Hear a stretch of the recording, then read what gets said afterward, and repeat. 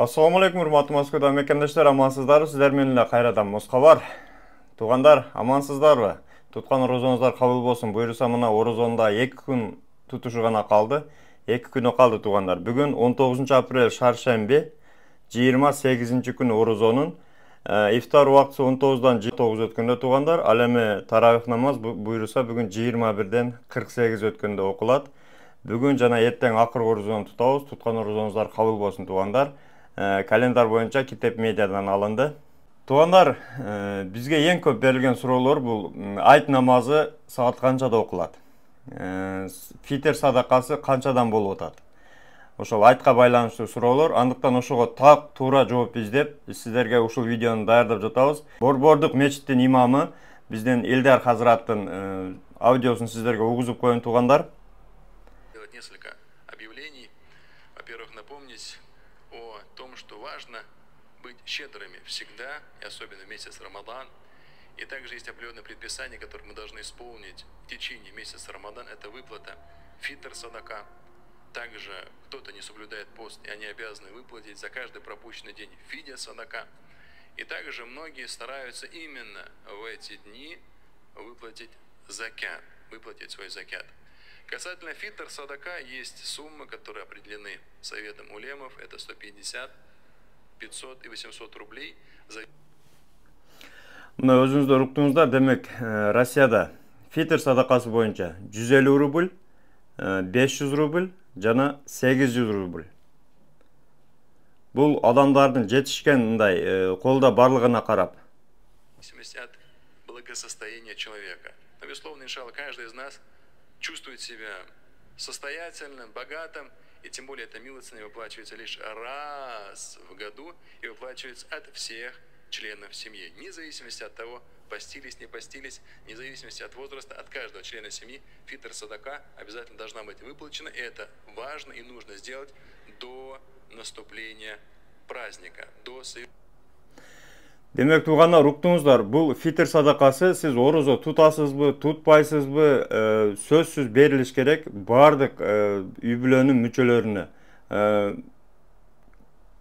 Жаш болобу, кары болобу, баарына эсептелип берилет. Анан ошол бериле турган мөөнөтү ошол акыркы айт намазыны, орозонун айт намазына чейин сөзсүз берилиш керек. Андыктан ушуну унутпаңыздар, жакындарыңыздарга таркатып коюңуздар, колдон келсе бүгүн эртең ошол фитр садакасыны берип үлгүрсүн. Туугандар. Совершение праздничного намаза.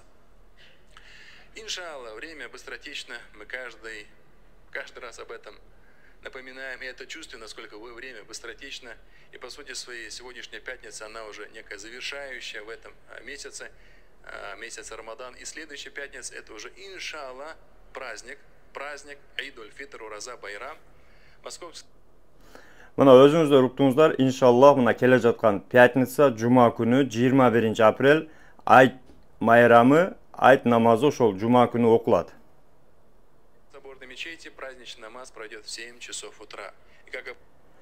Соборный мечеть, проспект Мирадагы чоң мечетте, центральный мечетте саат 7 ровнода окулат. 7-де. Туугандар. Обычно мы призываем вас прийти нарядными, с хорошим настроением, заранее подготовившись и приобретя билеты на метро. Важно прийти по одному пути, это тоже как некая сунна, да, по одной дороге, а по другой дороге вернуться обратно. Мына уктуңуздар, колдон келсе майрамдык маанай менен жасанып, өзүңүздөрдү жакшы карап, таңга маал жакшы настроение менен, майрамдык маанай менен келиңиздер туугандар. Эгерде бир метродон ошол проспект Мирадан келсеңиздер, кайтканда өзүңүздөр билесиздер, ал жерде өтө адам көп болот.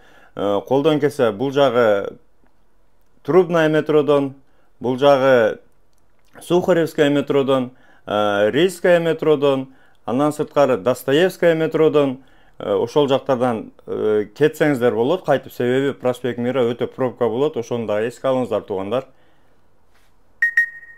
Иншалла, в этот день мы услышим важное назидание, важное наставление от нашего шейха муфти Равиль Хазрата Гайнуддина.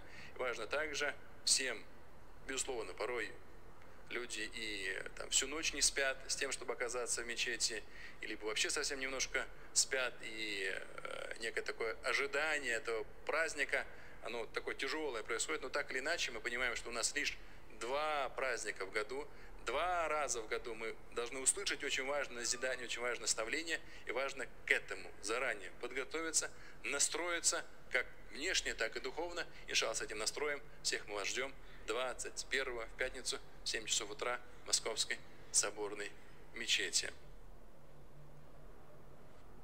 Мына тугандар, имам Hazrattın özünün ozundan uqtuңuzдар 21 апрель таңғы саат 7-де Борбордук мечитте айт намазы башталат ошол 7:00-дө. Андыктан негизи эле үлгүрүп калыш үчүн метро ачылгандан баштап эле аракетиңиздерди кыла бериңиздер. Колдон келсе түнү менен болсо да келиңиздер, себеби адам өтө көп болот жана өзүңүздөр билесиздер, пробка болот.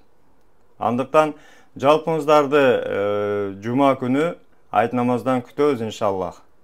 Ал эми башка метролордогу, мисалы Отрадныйдагы, Минскидеги мечиттер боюнча алардын деле убактысы ушул 7-7:30. Колдон келсе эртерээк аракет кылып, барганы аракет кыла бериңиздер туугандар. Андыктан аман болуңуздар. Туткан орозоңуздар дагы бир жолу кабыл болсун. Чек ара маселеси боюнча Абдыразак Тасырга кайрыла бересиздер. Урматтуу Москва шаарындагы мекендештер, эгерде чек арага кирди чыктыга муктаж болсоңуз же документтин мөөнөтү бүтүп жатса, анда биздин кызматтан пайдалансаңыздар болот. Ар күнү өтө ыңгайлуу, заман талабына жооп берген жаңы автоунаалар Москвадан Казакстандын чек арасына каттоодо. Салону жумшак, бардык шарттары бар унаалар менен көп жылдык тажрыйбасы бар кыргыз жигиттери сиздерге өз убагында көңүлдүү барып келүүңүзгө толук шарт түзүп берип, паспорттарды кара тизмеден акысыз текшерип кызмат көрсөтүп алып барып келет. Жолдо ар кандай жагдайларда жардам берет. Андыктан 24 саат бою WhatsApp'тан же телефон номер аркылуу кайрылсаңыздар болот. Байланыш номеру +7